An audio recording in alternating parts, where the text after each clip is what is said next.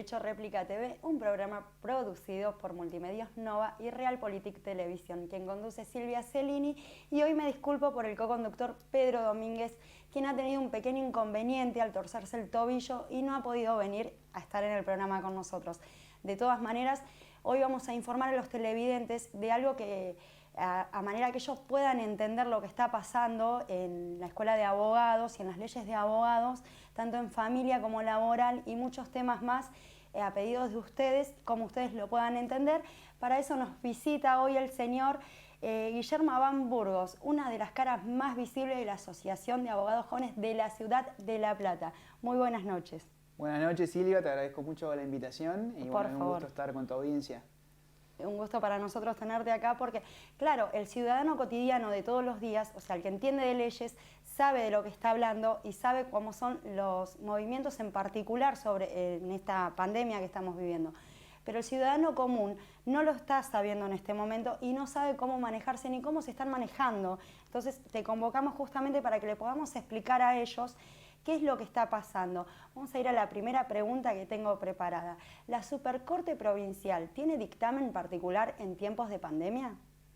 Bien, en realidad la Suprema Corte lo que tiene es una clara división entre sus poderes, digamos, judiciales en torno a la decisión de causas y otro de tipo reglamentario en lo que hace a la implementación de normas procesales, ya sea del Código Procesal de la Provincia de Buenos Aires o todo el sistema judicial bonaerense. En ese sentido, lo que ha hecho la Corte en este clima de pandemia es ir reglamentando mediante acordadas y resoluciones toda la actividad judicial de la Provincia de Buenos Aires. Eso claramente puede hacerlo conforme a sus atribuciones constitucionales y es lo que ha venido desarrollando a lo largo de este tiempo. Ha sacado una acordada general a mediados de marzo, en línea con lo dispuesto por el Gobierno Nacional y el aislamiento social preventivo y obligatorio, y en ese contexto, a través de varias resoluciones y varias disposiciones complementarias, ha ido, por un lado, prolongando en la suspensión de término general, con algunas modulaciones, y luego ha implementado sistemas tecnológicos para poder de algún modo continuar con la labor judicial en este contexto que nos toca vivir hoy, que es bastante excepcional. ¿Y la tecnología actual es eficaz en estos procesos y en estos programas? Bien, la tecnología ha ayudado bastante. Por suerte, nuestra provincia desde hace varios años ha implementado avances tecnológicos para el desarrollo de las causas. Esto viene ya de hace por lo menos 5 o 6 años a través de subastas electrónicas, presentaciones electrónicas que estamos ya obligados a hacer los abogados y abogadas, todo el sistema de notificaciones electrónicas que se viene implementando en forma obligatoria desde el año pasado, o sea que nos agarra en un proceso de cambio. Lo que nos ha impulsado el contexto que nos toca vivir es una aceleración vertiginosa de ese proceso, en punto a que hoy por hoy solamente puede tramitarse de manera online, esto es a través de medios telemáticos, y toda la actividad procesal de la provincia no puede implicar el traslado de personas hacia los lugares donde deben practicarse ya sea las audiencias o reconocimientos judiciales. Todo es por medios telemáticos. Desde marzo hasta el día de hoy la verdad es que ha tenido un progreso fabuloso. O sea, nosotros partimos desde un escenario en el que, digamos, de normalidad, en el que solo había notificaciones y presentaciones electrónicas, y hoy por hoy ya en apenas 2 meses hay audiencias que se están celebrando de manera online, a distancia. Bueno, hay ingreso de causas que antes eso no se podía hacer, el ingreso de una causa nueva era siempre en soporte de papel. Hoy por hoy, con las modulaciones de la resolución 480 y complementada con la resolución 10 de Corte, que también es de marzo, estamos de a poco, digamos, progresando. Es cierto que no alcanza, ¿no? Abogados y abogadas tenemos el problema de que la litigación está muy focalizada solo en cuestiones urgentes. Claramente. Por eso es que han venido también muchos cuestionamientos tanto de abogados como de funcionarios y magistrados judiciales. Bien, la pregunta era esta, ¿por qué? Porque el ciudadano común, en lo laboral, en lo judicial y en familia, o sea, ¿se puede litigar online? Bueno, la litigación está limitada a los casos de urgencia, porque eso es importante destacarlo, Silvia. No es que nosotros estamos viviendo, digamos, una virtualización o un sistema completamente digital en el sentido de que la justicia esté funcionando de manera plena. Bueno, no. O sea, los avances en 2 meses han sido muy importantes y en ese sentido los esfuerzos de la Corte y del Poder Judicial han sido muy valiosos. Pero ¿por qué decimos que no alcanza? Porque está limitado solo a los casos de urgencia. Hoy la resolución 480 tiene prohibido ingresar causas que no sean urgentes. Es cierto que el criterio de urgencia es algo que va a valorar el juez en cada caso concreto, pero la regla es esa. O sea que hoy por hoy se está litigando. Los plazos procesales se reanudaron para lo que ya estaba y el ingreso de nuevas causas está restringido solo a las urgentes. Lo que viene a ser un poder judicial que no está funcionando a un 100%. No lo digo en términos de fuerza de trabajo, porque ciertamente quizás estén hasta trabajando más que antes. El tema es que el ingreso de causas nuevas está limitado. Y eso es quizá el planteo que vienen haciendo muchos abogados y abogadas de la matrícula, en la necesidad de avanzar a una litigación total, obviamente por medios telemáticos, ¿no? Que no impliquen el traslado de personas, ni mucho menos exponerlas a esta pandemia que estamos viviendo, Silvia. Claramente. Seguimos con las entrevistas para el ciudadano común. En familia, hoy por hoy, ¿a qué le llaman urgencia? Por ejemplo, padres separados, ingreso de causa familiar en manutención. Bien, me había olvidado de tocar ese aspecto. Lo que tiene familia como el laboral, que al ser fueros de carácter protectorio, muchas de las pretensiones que están en juego tienen o bien carácter alimentario o son urgentes por la esencia misma del reclamo que trae la persona. Concretamente vos diste en un aspecto central, ¿no? La pretensión alimentaria. Está claro que una persona que necesita requerir de alimentos, ya sea al padre o a la madre o al familiar que sea, depende de eso para su propia subsistencia. De tal suerte que hoy por hoy están ingresando demandas y requerimientos por alimentos. Eso es quizá uno de los puntos centrales de urgencia, por lo menos en el fuero de familia. Y después otras cuestiones muy puntuales, ¿no? Como violencia familiar, todo lo que tiene que ver con la protección de personas. Eso es ciertamente urgente por su propia naturaleza y en eso los juzgados de familia están haciendo un gran esfuerzo. Me consta porque con mi socio hemos promovido algunas pretensiones urgentes y la verdad que lo han solucionado o por lo menos lo han encarrilado con bastante solvencia. O sea que para pasar en limpio, el fuero de familia está en todo lo que es esencial, está trabajando a pleno. Después, bueno, habría que ver circunstancias puntuales, a ver si son urgentes o no, y el juez evaluará si eso pueden ingresar como pretensiones nuevas. Pero lo que tiene, claro, es esa esencia de los propios requerimientos, que muchas veces son vitales para sostenerse. Lo mismo ocurre en sede laboral. Lamentablemente, una de las cosas que la 480 no permite hacer es audiencias vista de causa. O sea, la audiencia de vista de causa es como si fuera el juicio, ¿no?, laboral, donde ahí declaran los testigos y están las partes. Esas estarían suspendidas, lo que estaría impidiendo avanzar de manera trascendente en los juicios. Sin perjuicio de que, bueno, todo lo que tiene que ver con el salario es de tipo alimentario. Lo mismo que los despidos. Nosotros hoy vivimos una prohibición de despedir gente conforme a lo que dispuso Alberto Fernández. Así que reinstalaciones en los puestos de trabajo también podrían ser tratadas como urgentes. Algo que me haces acordar con tu pregunta también tiene que ver con el sistema de ART. Ahí sí podría haber un punto de crisis, porque el sistema de riesgos del trabajo, hace muy poquito la Corte, me refiero a días, ha sacado un fallo donde avala la constitucionalidad del sistema nuevo de ARTs. Entonces, ¿eso qué implica? Que antes el trabajador debe transitar por una vía administrativa para ver el dictamen de las comisiones médicas. Eso era lo que venía, no se sabía si era constitucional o no ese procedimiento. Hace días la Corte dijo que sí, que era constitucional. ¿Dónde viene el problema? En que los reclamos nuevos solo están limitados a enfermedades derivadas del COVID y alguna prestación médica que las ART deban prestar. No así con todo el espectro de enfermedades del trabajo, o accidentes lo que estaría laborales exactamente, en la ART, lo que en la práctica está trabando el ingreso. Claro. Si vos necesitas pasar por una comisión médica antes de promover tu demanda judicial y las comisiones médicas solamente están tratando COVID y alguna prestación en especie, como puede ser una prótesis o un medicamento o un kinesiólogo, vos tenés todo el resto de las necesidades del trabajador por lo menos lo que hace a salud laboral, bloqueadas en su ingreso. Ese sí es un problema muy importante que estamos viviendo y que tiene solución. Eso se podría solucionar. Y se podría ampliar un poco más, ¿no? Para Por los supuesto, accidentes de ART, porque la gente eso lógicamente queda como... Es fundamental, Silvia, Claro, sí. Y queda se como puede hacer, varada eso entre es el lo que accidente ocurre. y lo laboral, no ir a trabajar y no atender lo que es la ART.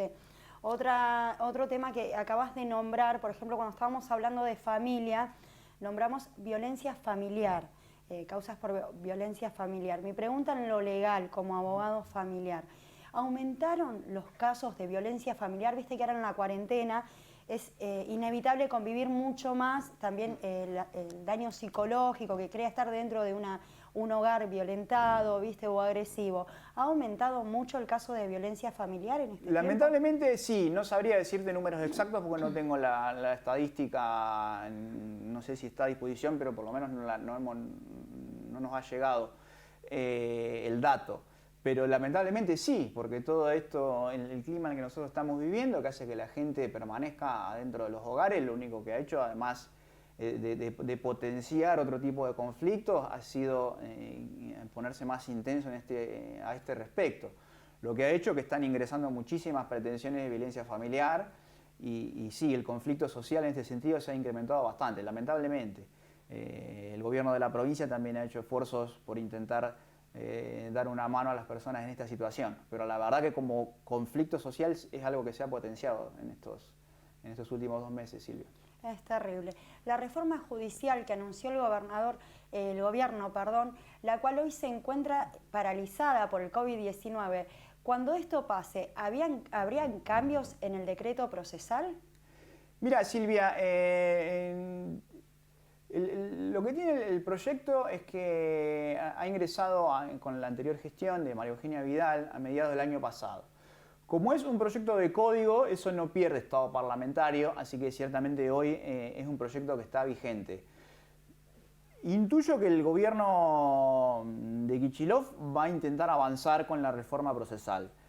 Nos han convocado a algunos profesores de Derecho Procesal previo a la pandemia a opinar o a intentar acercar a la gente del Ministerio de Justicia alguna visión particular sobre el proyecto, lo que nos hace pensar que la idea del gobierno es avanzar con ese proyecto de reforma, obviamente introduciendo algunas modulaciones propias de la nueva gestión, ¿no? El ministro Alac en ese sentido está trabajando con un equipo de personas en la reforma. Así que yo intuyo, insisto, tampoco cuento con el dato oficial, pero digamos por indicadores que se venían observando previo al clima de pandemia, es razonable pensar que el gobierno y el Poder Legislativo van a avanzar sobre la reforma procesal, sí, seguramente. Dentro de lo que es mi ignorancia en ley y para que el televidente lo pueda entender y procesar al margen de todo esto, quería, en realidad te lo voy a hacer como pregunta, que sos el experto en leyes, porque una ley no se puede modificar, sí se puede reformar o agregar párrafos, como vos bien decía, de parte del gobierno de Kicillof o del gobierno que venga o el gobierno que estuvo, la pueden modificar por párrafos, pero las leyes no se pueden cambiar.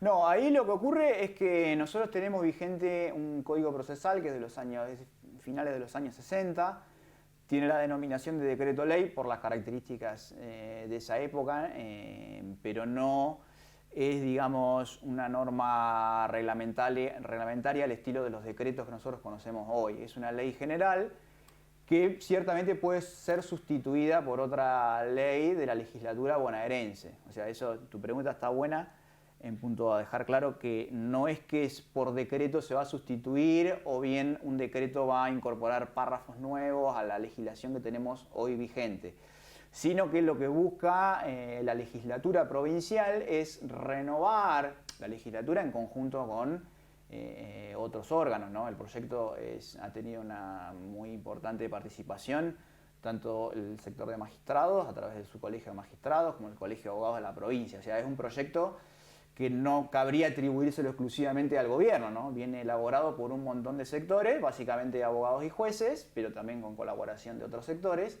Eso ingresa como proyecto a la legislatura, así que el órgano que emite esa norma es la legislatura de la provincia, que lo que busca es no solo armonizar la legislación con los proyectos, con todos los procesos informáticos y de agilización que nosotros vivimos hoy, sino que busca también armonizarlo con el Código Civil y Comercial y tratar de buscar una justicia un poco más efectiva, más cercana a la gente. Pero sí, la respuesta es que saldría por la legislatura provincial, ¿no? Ahí no tendría, digamos, más injerencia que la política, obviamente, el Poder Ejecutivo, que solo la promulgaría, insisto, más allá de introducir las modulaciones necesarias, que estime necesarias para el proyecto. Hablaste de lo comercial, me llegó la información que el día 26 del 5 de mayo, ahora en jornada virtual, Silvina Cairo, juez en lo comercial, y Manuel Gitter, juez en Cámara Comercial. ¿Cuál es tu opinión en los más rescatables de esta jornada virtual que tuvieron el día 26? Bueno, eso fue, sí, en el marco de la Comisión de Jóvenes Procesalistas, que me toca integrar. Nosotros celebramos que tanto Silvina como Juan Manuel hayan participado en nuestro encuentro virtual. La verdad que son dos expositores impecables, ¿no? Con gran trayectoria, no solo como docentes de Derecho Procesal, sino como Juan Manuel Gitter, ha sido abogado de la matrícula durante más de 20 años. Y bueno, y Silvina, que es jueza de la instancia, y bueno, Juan Manuel hoy es camarista en lo civil y comercial. Básicamente lo que ellos hicieron fue dar un pantallazo de cómo está operando la justicia hoy en este clima de aislamiento social preventivo obligatorio. Silvina lo ha hecho desde una perspectiva más de lo que tiene que ver con la instancia, y Juan Manuel, o sea, haciendo un repaso también de estas normas que por ahí citábamos hoy. Bueno, y Juan Manuel también brillantemente expuso cómo lo está viviendo hoy en la instancia de alzada, porque ¿qué ocurre? Al tener limitado el ingreso de causas, también está limitado el ingreso de recursos. No porque haya límites procesales a recurrir, sino porque al solo continuar las causas que están en trámite, eso hace como una suerte de cuello de botella. A la instancia alzada también llegan recursos, un poco menos, pero la Cámara, las dos cámaras, nosotros tenemos en La Plata 2 cámaras de apelación, están trabajando con todo el personal que tienen disponible. ¿Y se han propuesto nuevos proyectos o se van a proponer nuevos proyectos en base a estos encuentros virtuales que están teniendo? No sé si en base a los encuentros de la Comisión Nuestra de Jóvenes Procesalistas, o si solo por eso, pero sí, el Colegio de Abogados de la provincia hace pocos días publicó una serie de recomendaciones para que la Corte siga avanzando y bueno, exponiendo un poco estas necesidades de abogados y abogadas que comentábamos hoy, ¿no? La necesidad de una plena vigencia del Poder Judicial en todo el espectro de Creo que en pretensiones. todos los profesionales de cada sector necesitan también trabajar, ¿no es cierto?, más allá de la época de no pandemia. Lo nombré, ¿no? pero el sistema pericial también, Silvia. Nosotros tenemos todo lo que tiene que ver con las pericias, eso está suspendido en términos por la resolución, por la 10 y por la 480 que hoy está vigente. Si hacemos una lectura fina, estarían suspendidos los plazos para los peritos. Sin perjuicio de que muchas veces esa actividad procesal se produce igual, ¿no? Pero el sistema judicial es un sistema bastante complejo, integrado también por el cuerpo de peritos, no solo el oficial, sino los peritos de lista. Así que ahí también hay un problema. Quizás el sector pericial no tiene tanta fuerza como a nivel de opinión pública y en los medios como para poder lograr que eso esté en la primera plana de los medios. Pero son una parte fundamental en lo que es judicial, por supuesto, y más allá de todo en lo que es laboral, que necesitan trabajar y aparte trabajan para un poder jurídico que se necesita. No pueden avanzar las causas sin la colaboración de los peritos. La verdad que es un panorama dramático para abogados y para peritos, porque imagínate que el bloqueo no pueden de tomar ingresos... una forma de resolución sin el peritaje correspondiente, o sea, y para eso se necesitan, es tan fundamental como el abogado de la causa. Sí. No, la labor pericial tiene un rol determinante en el desarrollo de las causas. ¿Cuál fue el impacto de la designación del doctor Eduardo Oteiza como presidente de la Asociación de Derechos Procesal? Bueno, la designación de Eduardo, la verdad que ha sido una alegría de las más importantes del año pasado. ¿Querés contar un poquito quién es para la gente que nos está mirando? Eduardo Oteiza, bueno, es uno de los líderes de la Escuela de La Plata. Nosotros, el Grupo de Derecho Procesal de La Plata, es una escuela muy importante a nivel internacional que ha brindado juristas destacados. Esto se remonta desde la época de Amílcar Mercader, o sea, estamos hablando de hace mucho tiempo. Su, digamos, representante más destacado ha sido Augusto Morelo, un profesor de renombre internacional, no solo en derecho procesal, sino en derecho en general. Ha sido una de las figuras del siglo XX, diría yo, más destacadas, por lo menos en lo que respecta a la cultura jurídica. Uno de sus discípulos ha sido Roberto Berizonce, y a través de él, Eduardo Teiza y todos los que conforman la Escuela de Derecho Procesal. No quiero dejar de nombrar tampoco a otros discípulos de Morelo, como Eduardo de Lázari. Claro, pasa que siempre cuando querés empezar a nombrar... Digamos, no es el único. Es Juan una Carlos lista Hitter, amplia, es inevitable Eduardo olvidarte de Lázari, de alguien. Roberto Berizonce. Claro. ¿Por qué los nombro? Porque tiene que ver un poco con eso, ¿no? Con el reconocimiento a la trayectoria de la Escuela de La Plata.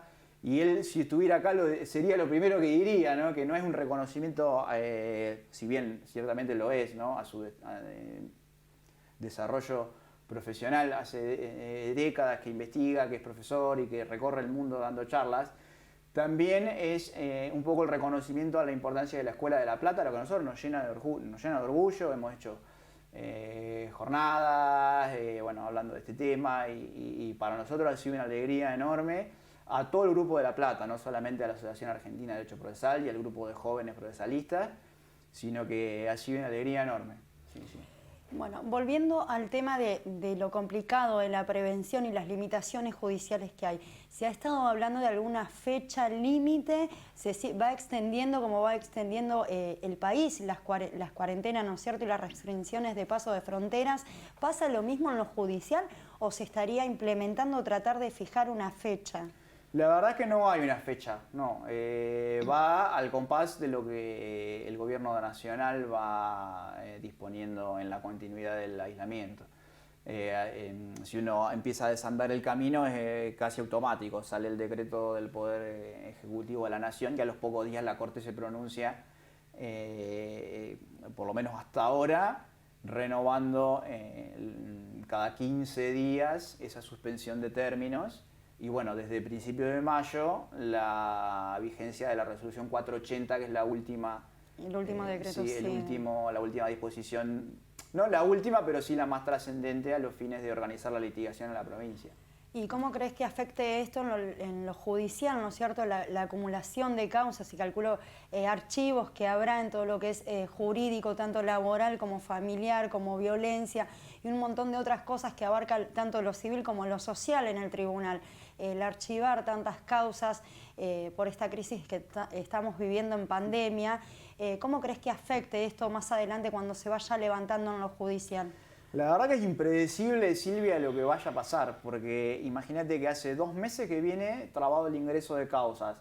Lo esperable es que cuando se levanten las restricciones, ingresen miles y miles de causas que han quedado postergadas durante este tiempo, que ingresen y encima de golpe, lo que va a provocar una saturación, que si bien con el correr de los días estimamos que los juzgados y tribunales se van como preparando para esto, porque bien previsible es que ocurra, lo cierto es que se van a saturar los órganos judiciales de presentaciones. Sí. ¿Y crees que afectaría en la decisión de alguna resolución esto de la acumulación de archivos de causa y que después entren miles y miles por mostrador, digamos, como se dice en lo bruto, ¿no es cierto?, para el televidente? Las causas que entran por mostrador se van a ir acumulando, más las que quedaron archivadas. ¿Esto puede modificar las decisiones o atrasar muchísimo más la decisión de un juzgado con las causas? No, creo que lo que va a implicar es el retraso en las causas. No creo que vaya a motivar alguna decisión de tipo general o alguna acumulación de expedientes para resolver a través de un único despacho. No, creo que lo previsible es que el sistema, después de las restricciones, sature un poco en el ingreso de causas y que después los órganos vayan resolviendo en la medida de sus posibilidades. Concretamente, creo que va a alargar los procesos. Pero bueno, habrá que ver también cómo se va desarrollando con el paso del tiempo. Como todo en el país, ¿no es cierto? Esperar para ver cómo van repercutiendo las cosas y cómo vamos acomodándonos como país en todo, al pasar en las leyes. Te quería pedir que le digas a la gente qué recomendación le das primeramente a un tema terrible que estamos viviendo, que es la violencia. No digo la violencia de género porque soy de las personas que cree que la violencia no tiene un género en particular. La violencia es violencia y puede ser violentado un hombre, una mujer o violencia familiar, intrafamiliar. ¿Qué le recomendarías hoy en ley que se dirijan? ¿Qué pueden hacer ellos para hoy salir de este grave, ¿no es cierto?, de esta grave problemática que es la violencia familiar, una de las cosas más vividas en el país y en los hogares, ¿no? Imagínate en cuarentena que ha aumentado tanto como lo has dicho vos también. Bien, la primera recomendación que podemos hacer en general es que pidan ayuda. Los carriles institucionales hoy por hoy están funcionando de un modo bastante aceitado. Existe la comisaría de la mujer, que es la que atiende las cuestiones de violencia de género y en particular y en general las cuestiones de violencia interpersonal, o sea, no solamente las cuestiones de violencia entre parejas o entre familias, esos vínculos más informales, como puede ser una amistad, un noviazgo o sin necesidad de etiquetarlas. Sí, un vecino. Exacto, eso está canalizado. Uno que iba en la calle y se puso agresivo. El órgano más especializado a la hora de recoger ese tipo de denuncias es la comisaría de la mujer, que tiene un cuerpo específico de profesionales para eso. Si le queda muy lejos o si no sabe dónde queda, cualquier delegación policial también está en condiciones de tomar esta denuncia.